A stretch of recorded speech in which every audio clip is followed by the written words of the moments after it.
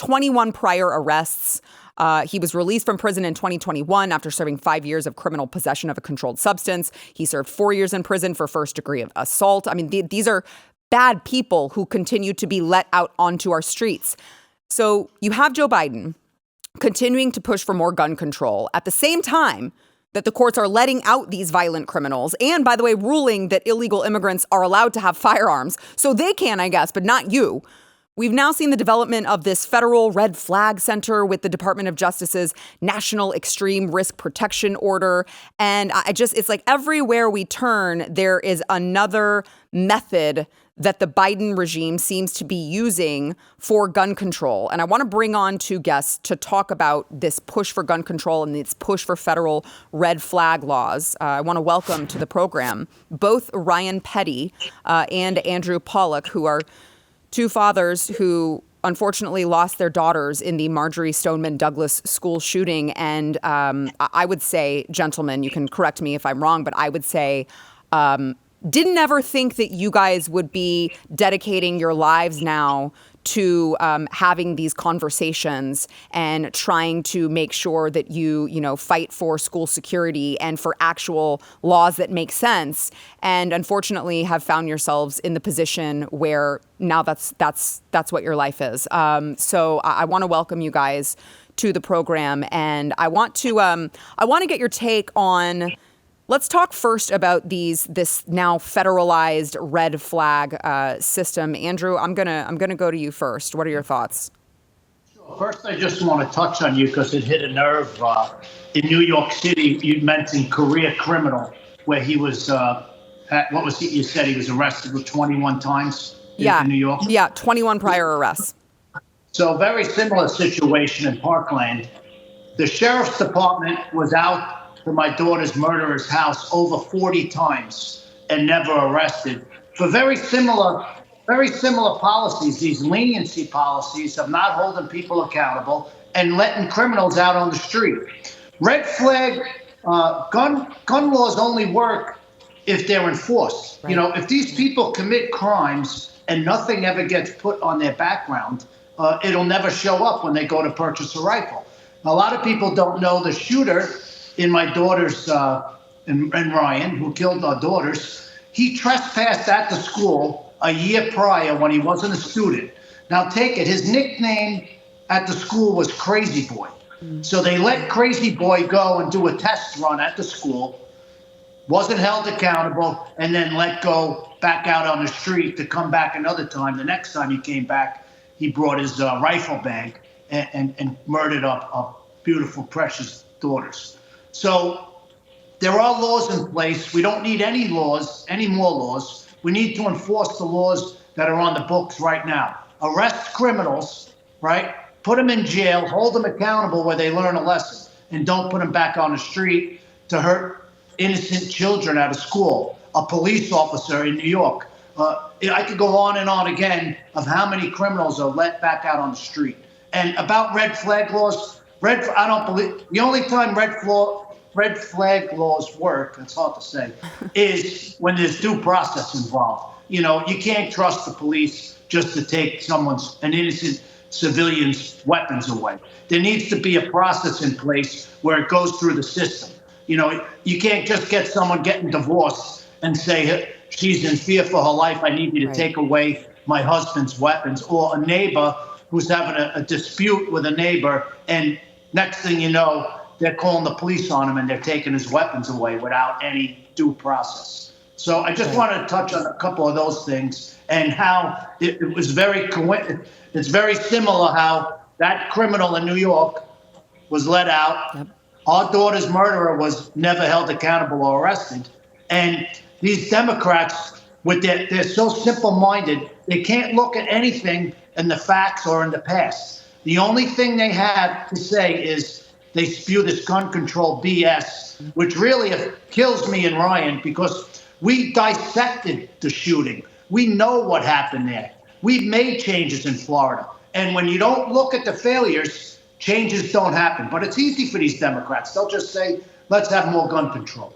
Yeah, to Andrew's point, Ryan, you do seem to, it's like with all of these, or overwhelmingly the majority of these mass shootings, whether it be at school or somewhere else, it's like, well, this person was on someone's radar. This, whether it be FBI, federal, or local law enforcement, you always seem to hear that they were already on the radar. So sounds like they're not actually connecting the dots here all the way, or they don't want to. So what good are more laws?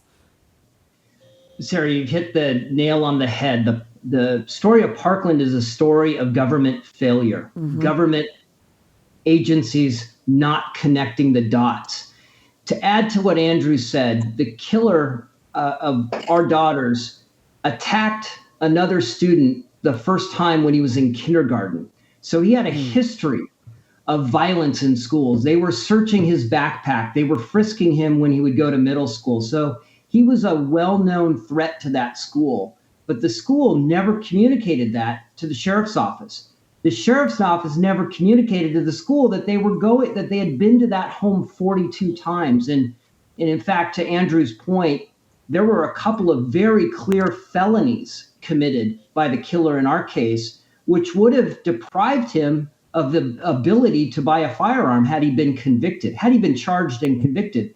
So to your point, Sarah, these background checks, red flag law, whatever solution the Democrats try to come up with to solve these problems, they only work if government's competent and doesn't fail. In the case, you look at what happened in Maine, right, with this shooter. They were aware that he was going to attack. And he had attacked a fellow soldier on base, and no charges were filed. So, when you couple government incompetence and the leniency policies that we're talking about, where we don't take criminal behavior seriously and we don't put these people in jail, put them behind bars and punish them, this is what happens. And for Democrats, the solution to all of this is always punish law-abiding gun owners. It's ridiculous. It makes no sense.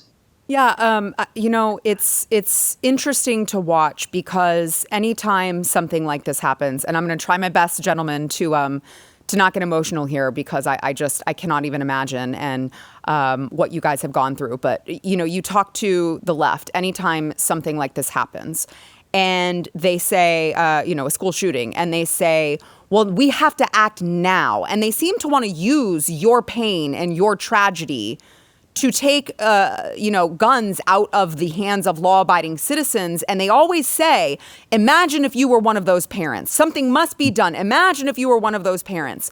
And, they try to use this emotion to get at you, so that I feel like I'm doing something wrong if I say you can't use this tragedy to push for gun control at this particular point in time. And I just think that your voices are just so important to this conversation, because we are so often told we don't have a seat at the table. We're not allowed to talk about it because we don't know what it feels like. And I hope I never do. I can't even imagine what you guys live with, having been through that. But the way that you have been able to use this for good. I know you both have been instrumental in Florida in passing laws that actually will work.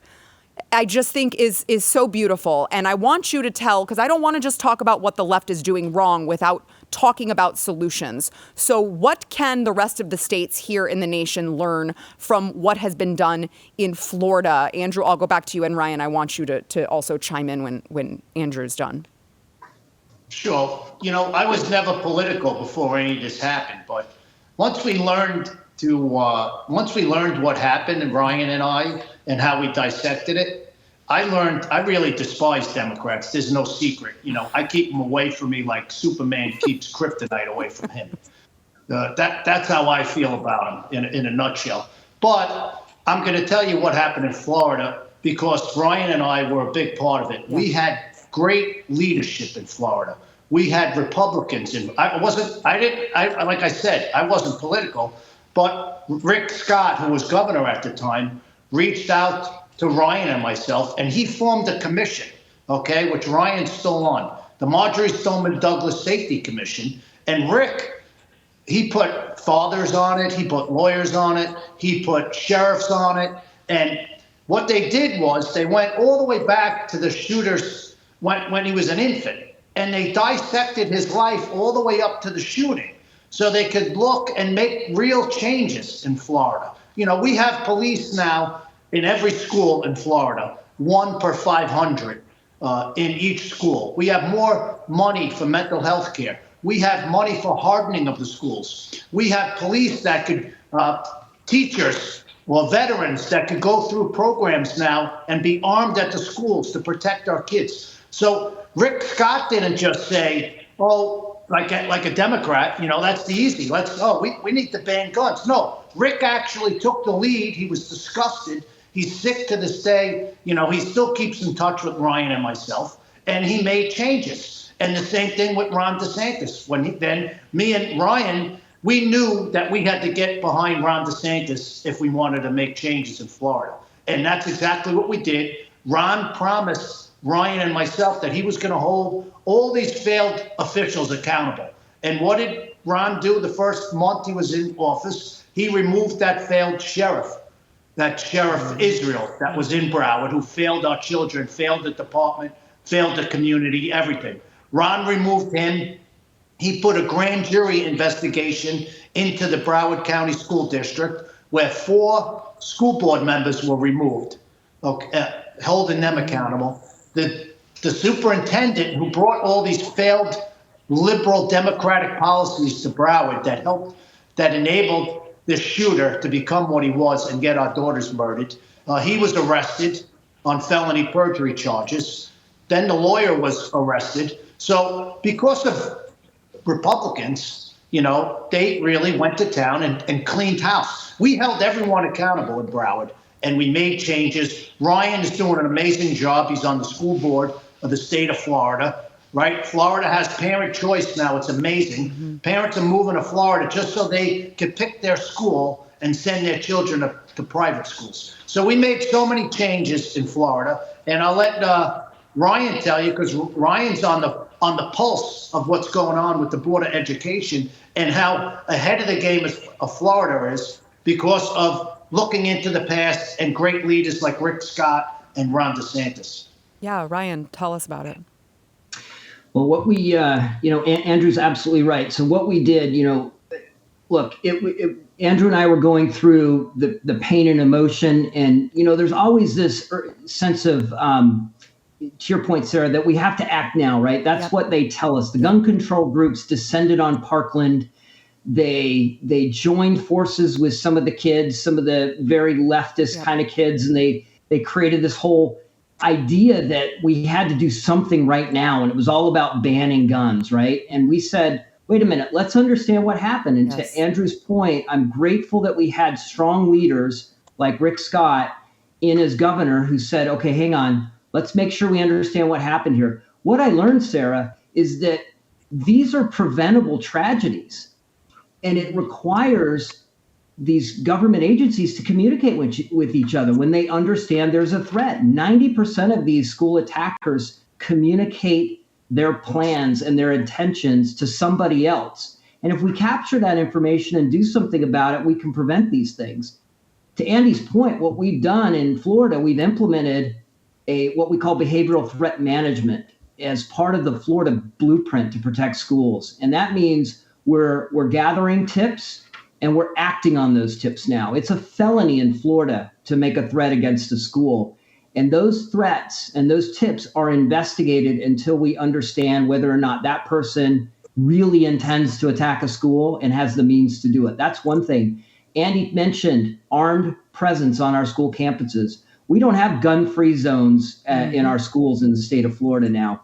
We have lots of guns on our campuses at school, and an attacker doesn't know who might be armed on that school campus. So when they come to attack a school in Florida, they're going to be met quickly with lethal force. And so that's a deterrent. That keeps the crazies like our killer off the school campuses. So anyway, the point is there's multiple things you need to do to protect a school. and we took the time to investigate it and understand it. While everybody was out yelling about gun control and trying to penalize law-abiding gun owners, the state of Florida said, what happened? What can we do about it? How can we improve the safety of our schools? And let's do those things. And I'm really, really proud of what Florida has done. It's really a blueprint for the other states. And I hope that they'll take the lessons from Parkland. The tragedy is so painful I miss Elena every day. And if there's anything I could ask is that people take a look at what we did in Parkland, what we did to solve this problem, and implement it in your schools, in your state. Demand that your schools take your child's safety seriously. If you like this clip and you want to see the full episode, click here. And if you want to subscribe to the channel, come on, you know you do. Click here.